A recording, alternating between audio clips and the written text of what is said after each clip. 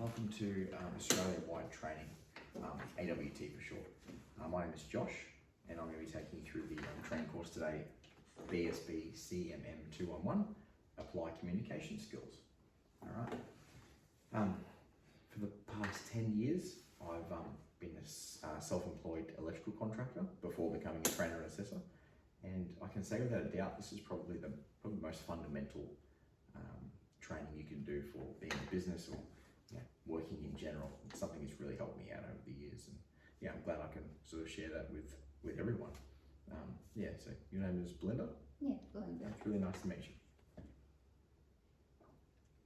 So just a couple of housekeeping items before we do get started. The very first thing I'll do though is I'll take attendance. So I just need to get you to sign on to this record of attendance here.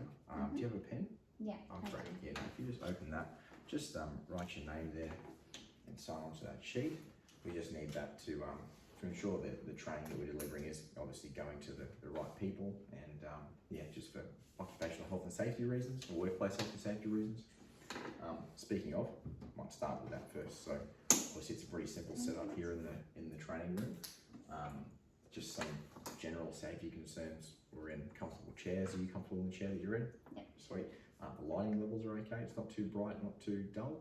No, awesome. We've got the fan going too, just because it is a bit of a warmer evening. And just to be aware, there is a cable going down the side of the desk here from the monitor. It's a bit of a trip hazard, obviously, so we're just going to stay away from this side of the desk. Everything okay with that? Yep. Fantastic. So some really simple stuff. If you know food and drink, please, in the training room. If you want to have a drink of water, that's fine. Just in a closed lid bottle would be great. If you have your phone on silence or do not disturb or switched off, that'd be awesome too, just so we don't disrupt the lesson. The toilets are behind you down through the hallway and off to the right. In the event of an emergency, we hear an alarm sound. Obviously I'm trained in the evacuation of this building and all of our policies and procedures, but if we do have an emergency, just follow my lead. We'll go out through the front door calmly together and assemble out the front of the grassed area. And I'll obviously liaise with the chief warden for whatever the emergency is, okay? No smoking or vaping in the area. Again, out the front is our dedicated area, but we're only going to be in a 30-minute training session today, so I think we can get through. Alrighty. Now, do you have any questions or concerns for me before we go along with the training session? I'm concerned about the reading and the writing. Okay, yep. I was tested for dyslexia in school, but Right. I don't have an official diagnosis. Okay, no worries. I don't, Can you spell check? Look, we don't need to use, so spelling isn't assessed in any part of this course, okay? So if your spelling's not on point, don't stress, okay? Also with the reading and writing, no worries at all either. So what I've allowed for is a couple of adjustments to help you along with the course. Is there like a reader? Oh, you're like a screen reader? Yeah, so screen reader. Again, we're not actually going to need that today. So all of this course is delivered verbally, face to face. I've read that using yellow printed documents, like yellow backed paper, can really assist with someone with dyslexia, regardless of whether you've got an official diagnosis. Have you ever used that before? Like, has that been helpful? I have, and Yeah, it great. has been useful. Cool. So I've printed those out for you in this folder here. So I've got the PowerPoint slides. So if you want to follow along with that as well, that's fine. And also one of the activities we'll be doing.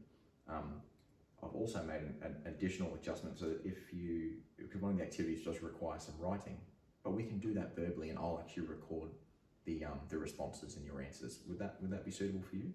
Yeah. Great. So look, here's the folder. There's the slides there. Spare pen if you need it, and the activity. And the very last sheet is in white. That is our evaluation form. But don't stress about that. We'll do that right at the end. And again, I'll take you through that. Are you okay with all those? Yeah. Yeah.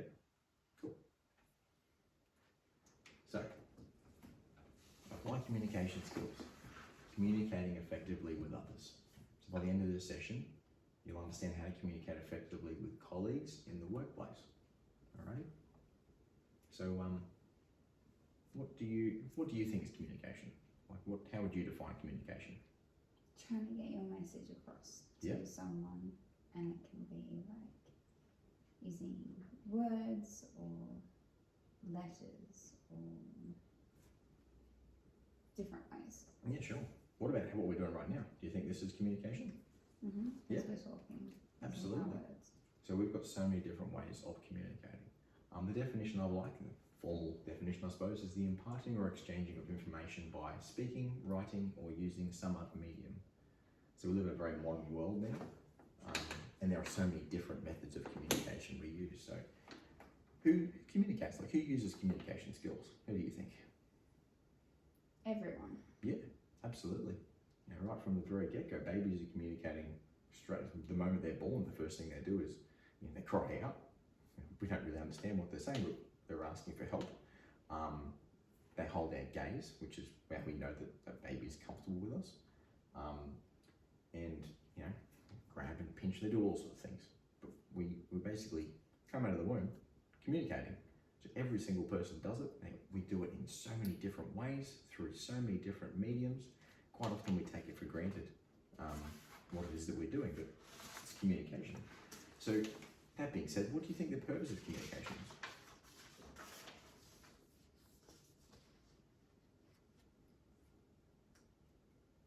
Actually, I think you said it before. To get your message across, right? Yeah. Yeah. So it's that is pretty much to exchange or impart information. Yeah. Where's communication used? And obviously, you work at a call center, so that's a workplace. Where else do you think communication is used? Privately. Yeah. So like in your personal life. Yeah. Yeah. How about just going to the shop and ordering coffee? Yeah. Getting on the train, having a chat to a person on the train, or the conductor, or honestly, I don't use public transport that much. I'm assuming there's still a conductor in a nice hat. When is communication used? All the time. It is, isn't it? every It's day. all the time. Absolutely. So it really forms every part of our lives, doesn't it? Yeah. So pretty important skill to have, I reckon. So why is communication important, especially in the workplace? So we want to understand what customers want, so you can provide a good service. You want to give the customers a good impression of the business, and you want to help workmates get along in their teams. You want to prevent misunderstandings and build your organisation's reputation. So if we're understanding what our customers want, we're preventing misunderstandings. If we're giving them a good impression of the business, we're preventing misunderstandings. If everyone in the team is getting along, we're preventing misunderstandings. And if we're doing all of those things, we're going to build the organisation's reputation because we're doing a good job. All right. Also, really importantly, like in the workplace, if we are all getting along in our teams, what's happening? Does it feel like that's contributing to like a really positive? Absolutely. So I'm sure have you worked in offices where it's quite a toxic work culture and people are at each other's throats, or there's snipey remarks going on? It's not a very pleasant place to be. No. So a lot of that sort of behaviour really can be attributed to poor communication, and in a workplace you don't need to be in each other's business. You don't need to live in each other's pockets, but it is still important that you are open with your communication with each other, talk to one another, respect one another. Because a toxic work environment where there's this really culture of negativity it's just not good on any front. And people can feel that. People feel it within the business. People feel it outside the business too. People that you're talking to, you're trying to sell a product to people as well. So it's very important that they feel like they're talking to people who are genuine about what they're doing and who they work with and who they work for as well. Does that make sense? Yeah. So when you are communicating, you should use this big toolbox of communication techniques. And we're going to go over some of those things like active listening, questioning, which falls into active listening, non-verbal communication skills. As you can see, like it's a portion of what I'm doing in communication is just talking, but I move my hands, I move around on the seat, I modulate my voice. There's so many different things. You can see my gestures change, everything, you know, your body language changes, your eyebrows do a lot of speaking. So, effective verbal communication and active listening is what we're going to get into here. Effective verbal communication involves speaking clearly. So if you're dragging your words or slurring, you know, you're not really getting the message across that people can't understand you. And then also using easy to understand, like simple language without, you know, sounding like an idiot. Using something that's simple to translate to another person. If you are trying to sound much smarter than the other person by using overcomplicated words you've dug out of a thesaurus, there's a good chance the other person might not understand what it is you're talking about. That also falls into the next one, using correct words. So again, you've gone and looked up the thesaurus to try and find a bunch of smart words to use. What if you're using them incorrectly or out of context, or you've got the meaning completely wrong? So always assume that somebody out there listening is smarter than you. So make sure we're communicating effectively by being clear and concise, but not being overcomplicated in the way we deliver it. And then yeah, active listening. So what do you feel like active listening is to you? Really making sure someone is listening, so their whole body language, just everything, when you're looking at them, kind of screams that they're actually listening. Yeah. What do you think is an example of someone who's active, like their listening skills are quite poor? Like what would be an example of someone that's not very good at this skill? They're looking down. Yep. Or not even looking at you. Yep. Sometimes they don't follow along like you're expecting an answer. Yep.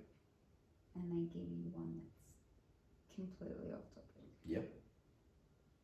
Yeah. Okay. So, by definition, this circle goes around and around and around. Okay. Being attentive, like you said, making eye contact. Now you work in a call center, so you can't always do that. So the active listening skills, you're going to have to sort of rely more heavily on your non-present skills. Okay. So being attentive, but isn't just making eye contact. It's not paying attention to everything else. You're being present in the conversation. Okay. So while you're chatting on the phone to some of these people, you're not also tapping away on the computer screen. You're not sipping coffee and paying attention to what's happening in the cubicle next to you. You're giving all of that person's undivided attention on the phone, which can be hard to do because, you know, they can't see what you're doing. They can't tell that you're doing some of those things, but they'll start to realize once, you know, you end up repeating yourself, you know, those sorts of things, showing that you're not listening. Ask open-ended questions. So what do you think an example of an open-ended question is?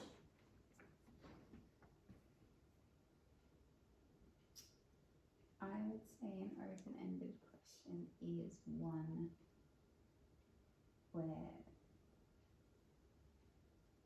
they're not giving yes or no answers, like they need to give more detail. Yep. Or to clarify something, or tell me more. Yep, that's great. So I like to think of it as opening the door to wider topics.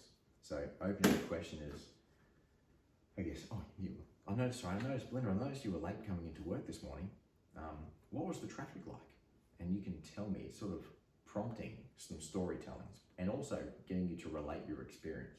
And you being late might not necessarily be a good thing at work, but what you're doing is you're getting the wider picture. You're opening the door to more information. You come down straight on the like, oh, you were late this morning, and what's your excuse? It's still an open-ended question, but it's not a very nice way of asking it. So, which will come into the rest of active listening. So, asking open-ended questions is opening the door to a broader range of topics, and then asking probing questions is really drilling down into that subject. So you want to get more information about something quite specific, okay? Requesting clarification. So if someone's describing something to you, getting some information across, requesting clarification is showing that you're actually listening to them because you are asking specific questions about the subject matter that they're delivering, okay? If you ask really out of context, random questions, kind of demonstrates that maybe you're not getting it, you are listening, and that's fine. But maybe you're kind of only half paying attention, you're pretending. People pick up on that straight away, okay? Paraphrasing. So paraphrasing, do you know what paraphrasing is? It's taking all or most of what someone said or wrote or something you read, and you're reproducing it in your own words. So, it's really important for plagiarism. You're not stealing someone else's work, but you're also taking that, processing it, and then reproducing it in a way that you understand, and it also then demonstrates your understanding of the subject in its entirety. Does that make sense? Yeah. Cool. Be attuned to and reflect feelings. So that's really important. That's probably the most important point in active listening, because we are human beings, and it's important that we are being empathetic towards one another, understand that everyone has a different experience, and quite often people just want to be heard. You know, they want to feel like someone's listening to them. They don't want to be cut off or ignored or told what to do. They just want you to hear them and understand their point of view and not try and jump in. Does that make sense? And then summarize. So summarize and paraphrase quite often get mixed up. A summary is to take this whole big bunch of information, condense it down to something small, simple, you know, fast and concise, like a conclusion, yeah, or an introduction. Yeah, does that make sense? Yeah. Do you have any questions about that process? No. Okay, cool. So, vocal skills, super important, because you know your voice is your biggest tool when you're working in the call center. So these 5 points. You can modulate your volume, your pitch, your pace, your tone, and your emphasis. So your volume, obviously how loud or quiet you speak. Now, somewhere where a loud volume might be really, bless you. Thank you. Somewhere where a loud volume might be really appropriate is on a soccer field. You know, the coach has got to get his voice across the, or her voice, across the pitch to all the players. You know, no good having a quiet little mousy voice. It's not gonna cut it. But in this environment, this training session, I don't need to shout at you because you're 1.5 meters away from me. You know, if I was yelling at you, it would probably bring a very uncomfortable training session, right? Yes. Pitch. Have you met someone who's just got Taylor Swift tickets? Oh my god! I'm not going to go into the full thing, but I've just increased my volume there. I've definitely upped my pitch to something that even surprised me, and also I spoke very quickly. Okay, so someone who typically speaks faster and is more excitable usually changes their volume and their pace as well, and their tone. It's a very excited tone, obviously. So changing how fast or slow you speak, your pace. Where do you think someone who's, well, actually, let's do the slow first. If I was talking to you monotone and super slow about this subject, do you think you'd probably be falling asleep, especially given this is a night class? Mm-hmm. Yeah, I'd probably put myself to sleep doing that too. Also, changing how fast is also really important. If you're a really fast talker, people might not understand you. But do you know where someone talking super fast is actually really appropriate? What would be an example of that? Auctioning. Yeah, auctioneer. That's a really good one. Or a sports commentator. Now, I haven't done a lot of research on this, but this is my assumption of why auctioneers have to talk at 100 miles an hour and why they've always done it. And I'm sure you've seen the videos, the guy with a gavel, he's bang, bang, bang. They're trying to sell a product. Well, a house usually, or a car, or something of, substantial value. And they've got this group of people there that all want that one thing. So that person speaking 100 miles an hour is putting pressure on the audience to get them to do what he or she wants. They are putting pressure out there to say, you have now got the sale of this house, but no, you do. And as doing it, the stakes are getting higher, but now you do. So this whole thing is a very effective communication skill, but it's kind of manipulating people to achieve a desired result, and it's getting them all to babble off each other. I don't think that's a very good communication skill, but I'm also not someone who likes to go to auctions. And I can never understand what the auctioneer says, so I'd be in a lot of trouble at one of those events. What about tone? So what do you think, like if someone changes their tone? Let me give you an example. I'll say the same phrase, but I'll do it twice. And I'll do it using different tones. Hi Belinda, I'm really happy. Sorry. Hi Belinda, I'm doing great today. Do you believe me? Does it feel genuine? It's happy. Yeah. Positive. Hi Belinda, I'm doing great today. Doesn't have the same effect, does it? It's exactly the same word, all right? But the vocal delivery has changed drastically. So the two types of tones really reflect different results. Okay, so be wary of that when you're talking to someone, because you're constantly answering the phone. Hi, how are you today? Or people, you assume that when you ask someone how they are, they would hopefully ask you the way, how are you? Yeah. And if you go, yeah, good, you're not really saying good. You're just, I guess, fluffing it. You're filling it with nonsense. Emphasis.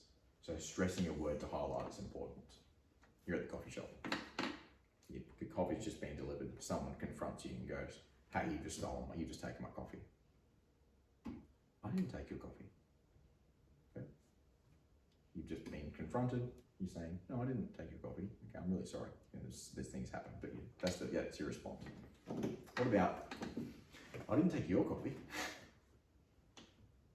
What did I just say then? You took someone else's. Yeah. I didn't take yours, buddy. I took someone else's. Back off. All right.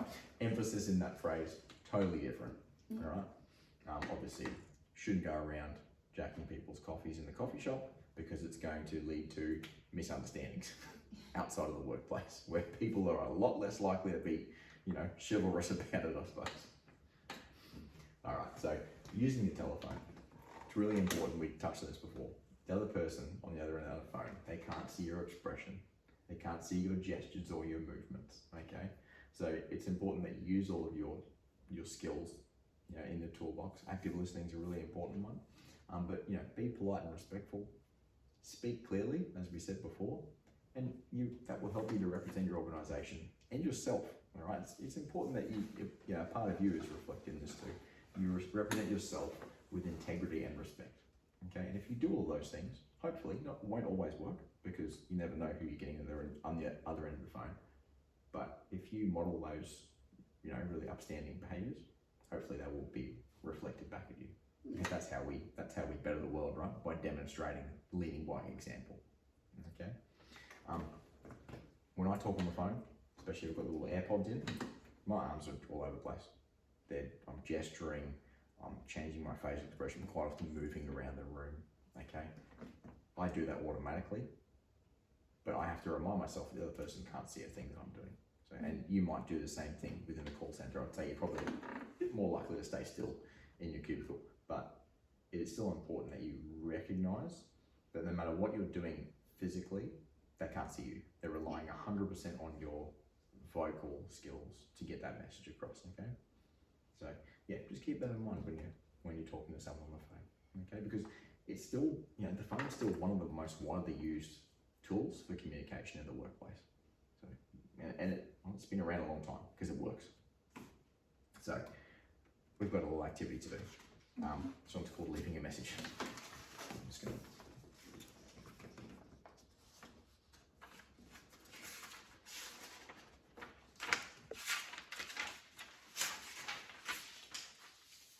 So we have a set of scenarios that you might encounter at work. Okay, I just want you to choose 3 from the list, and then what we're going to do is I'll read these out to you, and then you respond to me by essentially pretending to leave a voicemail. Does that make sense? Mm-hmm. Okay, so let's start. You know what we'll do? We'll do one together. Okay, so I'll do one, and then we'll do one together, and then you do one. Does that make sense? Yeah. Okay, so let's start with the first one. A product is not available and has been placed on back order. So I suppose I've got to leave a voicemail for the other person on the phone. It's not available to place. So I would be a supplier in this instance. Like you are. You're a supplier. You're a call center representative, but you're supplying goods to someone. So in this example, I know something we're selling is not available, someone's ordered it, so we've had to place on back order. Good follow-up phone call. So, hi Belinda, this is Josh from Sales Service 123. I'm really sorry, we've seen that you've placed an order for 100 cartons of toilet rolls. They're currently not available, but we have placed them on back order. Your tracking note is 123456, and we'll be following up in a few more days just to make sure that you're okay with the product. And our service, and to also follow up on when the order is going to be delivered. Any issues, please call me back on this number. Josh. Okay. That sound good? Yep. Cool. I'm just going to write these down as we go through, okay?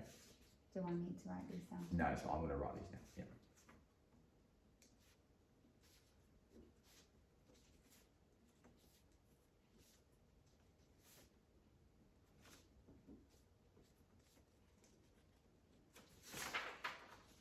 Cool. So, how about scenario number 4?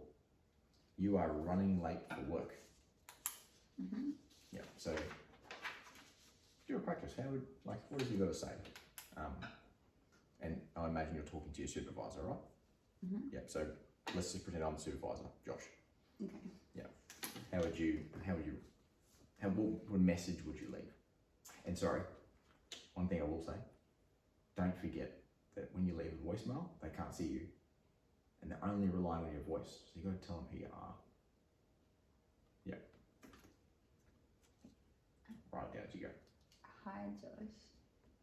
It's Belinda from Department B. I start my shift at 8 o'clock, but traffic is really bad this morning and my GPS says that I will be there at 8:15. I am very sorry for running late and I will get there as soon as I can. Bye. Fantastic. You get all the information across.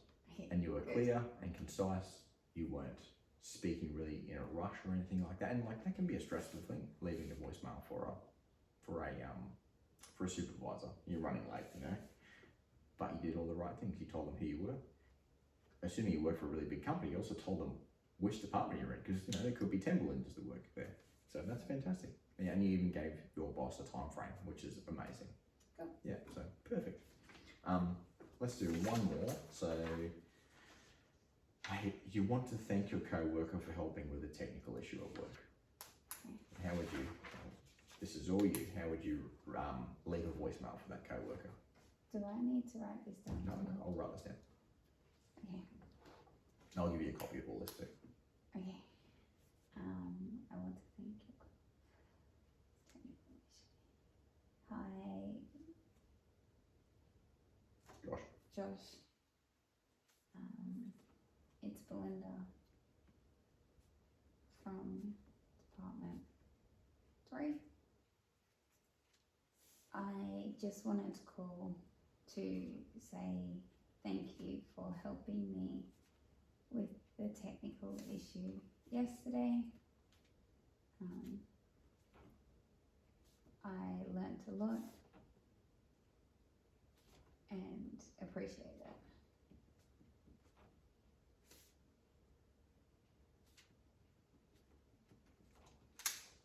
Amazing. Same thing. You said that was the person's name, and then you identified yourself. And I noticed you moved from Department B to Department 3 now. It's fantastic. You must have been promoted for amazing communication. But you know, you got down to the point, and you said everything you had to say. So that's great. That's exactly how you leave professional voicemails in the workplace. All right, that's great. Well done. You okay with that activity? I want to know, so my reading and writing, will my team leaders know about any of what we do today? No.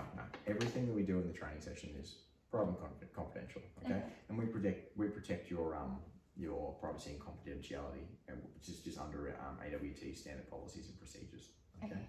All the information is stored securely. Thank you. No worries. So, a couple of review questions. What are 2 things that will assist with clear and effective communication? Speaking clearly. Yep, great. And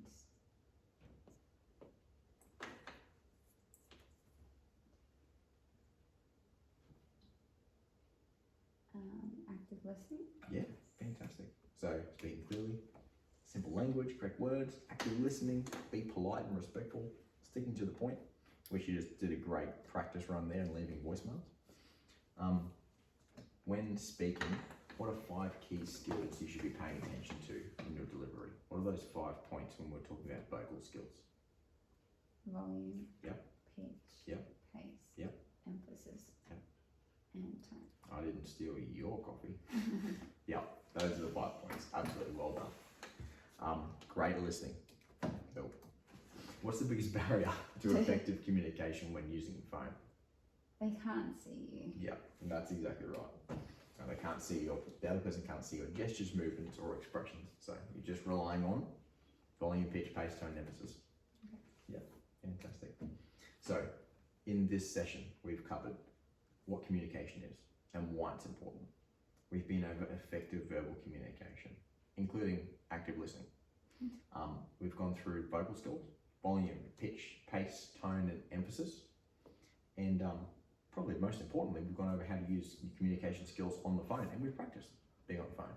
Yeah. How do you feel about all that? Good. Yeah, that's fantastic. So thank you. That concludes our session. So thank you so much. I do ask before we wrap everything up, if you have a look at the very back there's a bit of white paper there. There is an evaluation form. So just a little bit further here, that white paper. That is a learner evaluation form. It is totally confidential. That's why we don't ask you to put your name on it. So the form is anonymous. I just would like you to give your honest feedback of the course, because your feedback, however critical, is important for AWT so that we can continue to improve our product. And yeah, we really rely on everything that our students tell us. So yeah, if you could do that, that would be fantastic. Yeah, thank you again. This has been a really good training session. Thank you. No worries. Did you have any questions before we wrap up, or you're all right? We've covered everything. No, I think you covered everything. Great. Thanks very much.